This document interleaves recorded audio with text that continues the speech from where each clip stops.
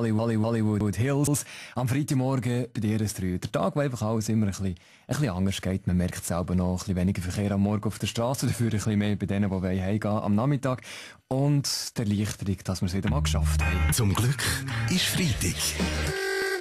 Mit dem Fabian Unterreger.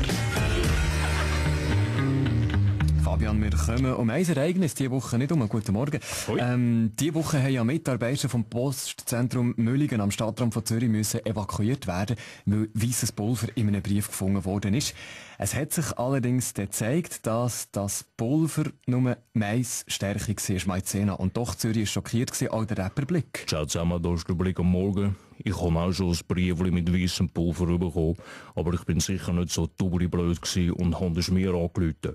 Glück im Unglück, niemand ist verletzt, weil das Pulver ja eben harmlos war. Und gleich das Lustige, oder so ein bisschen das Komische, über 30 Menschen waren im Spital gewesen. Es ist nicht schlecht geworden, sie mussten ihn brechen zum Teil. Ist nicht das jetzt? Haben sich viele gefragt, der Placebo-Effekt, Weltwochenchef Roger Köppel, der hat recherchiert. Absolut. Willst du einen Brief, schreibst du einen Brief, aber bitte kein Leserbrief. Um was geht's? Weisses Pulver in einem Briefkuvert, niemand war krank gewesen, aber alle haben gekotzt. Jetzt wissen sie mal, wie es meinen Leser geht. Tatsache ist doch die, wir von der Weltwoche haben herausgefunden, dass die Post skandalös unser Postgeheimnis verletzt, wenn sie einfach fremde Briefe aufmacht. Gut, so habe ich das noch gar nicht durchgedacht. Ist Post in dem Sinne, wenn man will, ja, fast selber die Schuld, wenn sie fremde Briefe öffnet? Nationalrat Christoph Mörgeli? Ich denke schon. Seit wann ist es in der Schweiz verboten, Maisstärke über Brief zu verschicken? Verstehen Sie? Schwieriger wär's, wenn Sie ums Maizena noch dazugehörige Fondue bei St. Gackler und Gouverne würden verschicken, gell?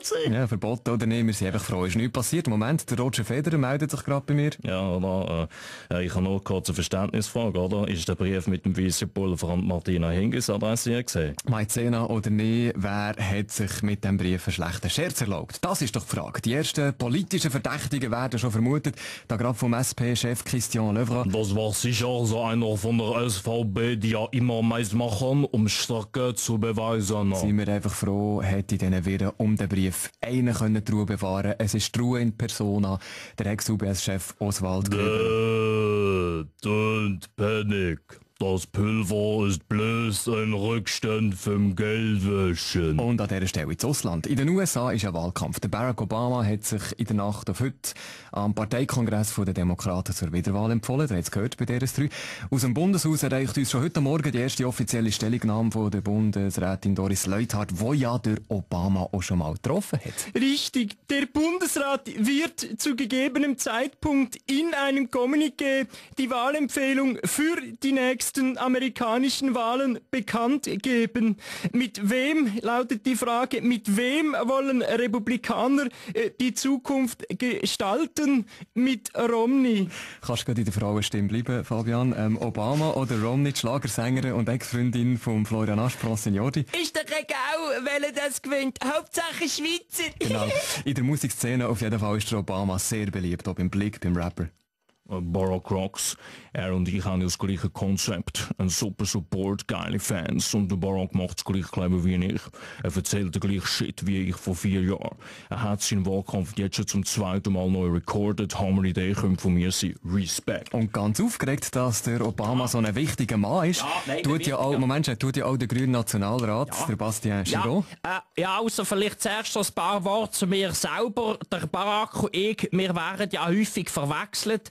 Mir passiert auch gegen selber, dass ich mich mit ihm verwechsle, was natürlich schon recht geil ist. Aber wenn man genau her schaut, sieht man den Unterschied schon von Farbe her, bei ich also eher grün.